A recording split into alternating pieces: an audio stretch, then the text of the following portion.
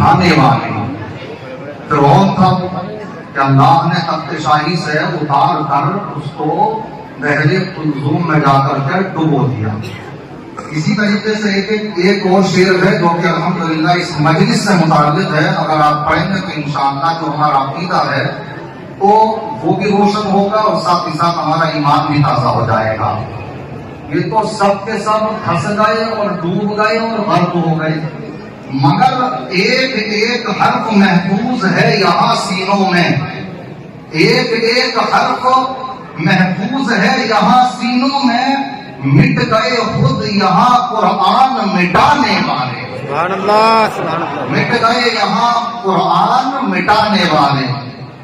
ایک نکلے تھے وسیم نام تھا ان کا، اب جانے کون سے تیاگی بن گئے وہ، مگر رونے کے لیے آئے تھے ایک دن وہ، سمجھ رہے ہیں، اور یہ بتانے کے لیے آئے تھے کہ ہم دھوبی کا کتا بن چکے ہیں، سمجھ رہے ہیں، نہ ہم گھاٹ کے رہے نہ گھر کے رہے.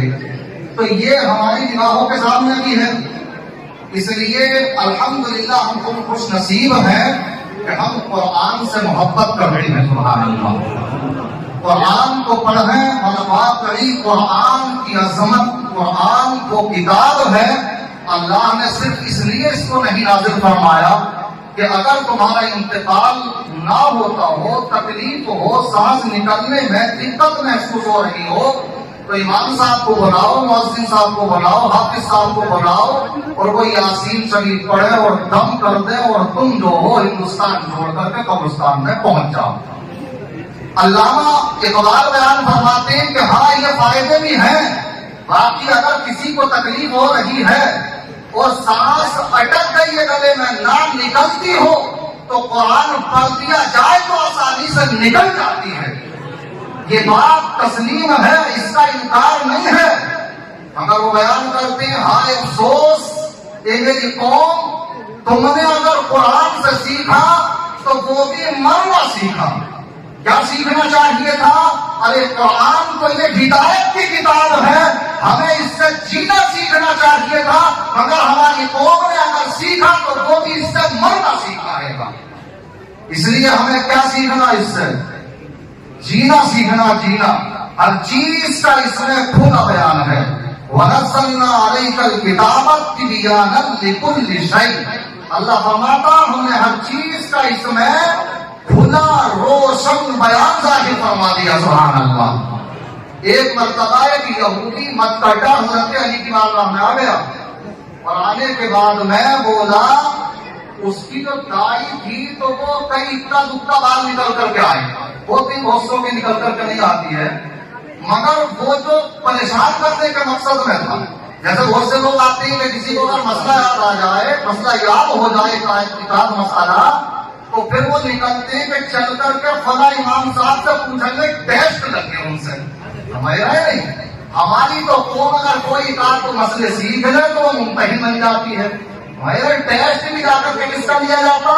اماموں کا ٹیسٹ لیتے جا کر کے. تو ایسے ہی وہ ایک یہودی آیا اور آ کر کے کہنے لگا، اے علی تم تو دروازہ علم نبوت ہو اور تمہیں تو تمہارے نبی نے سب کچھ عطا فرما دیا ہے، اور تمہارا بھی اعلان ہے کہ قرآن میں ہر چیز کا کھلا بیان ہے. ایک بات بتاؤ، حضرت علی کی جو داڑھی تھی وہ گھنی اور لمبی تھی، ماشاءاللہ ہمارے گھنی اور لمبی تھی، سمجھ رہے؟ تو وہ کہنے لگا میری گھنی اور آپ کی گھنی اور لمبی داڑھی ہے اور میری یہ چھیٹی ہے، یہ بتاؤ کہ کیا اس کا بھی قرآن میں ذکر ہے؟ بات سمجھا کہ نہیں آئی؟ کیا اس کا بھی قرآن میں ذکر ہے؟ سورہ اعراف کی آیت وَالْبَلَدُ الطَّيِّبُ يَخْرُجُ نَبَاتُهُ بِإِذْنِ رَبِّهِ وَالَّذِي خَبُثَ لَا يَخْرُجُ إِلَّا نَكِدًا. یہ آیت کریمہ حضرت علی رضی اللہ تعالیٰ عنہ نے پڑھی اور اس کے بعد میں بیان فرمایا، ارے جہاں پر ہریالی ہوتی ہے تو جہاں پر جو زمین زر والی ہوتی ہے تو وہاں ہریالی ہوا کرتی ہے، اور جو بنجر ہوا کرتی ہے تو وہاں ایسے ہی تن کے اگاتے ہیں. سمجھ رہے ہیں؟ تو ہماری جو ہریالی ہے یہ اس لیے ہے کہ الحمدللہ یہ زمین ہماری سرسبز و شاداب ہے، اور تیرا معاملہ بنجر ہے، اس لیے تیرے چھیلے چھیلے بات نکل کر کے آئے ہیں، اور ہمارا تو معاملہ سرسبز و شاداب ہے۔ بہرحال انہوں نے آپریشن اس کا کر کے بھیجا، سمجھ رہے نہیں؟ حضرت علی آپریشن کر کے بھیجتے تھے، معاملہ ادھار کا کچھ نہیں رکھتے تھے، جو بھی معاملہ ہوتا فوراً وہاں پر پریکٹیکل ہوتا تھا، سمجھ رہے ہیں؟ اس لیے یہ قرآن اللہ نے ہمیں عطا فرمایا، جس میں اللہ نے ہر چیز کا ذکر فرمایا ہے۔ ہمیں چاہیے کہ ہم اس قرآن کو اپنے سینے سے لگائیں، اس کے قریب آئیں۔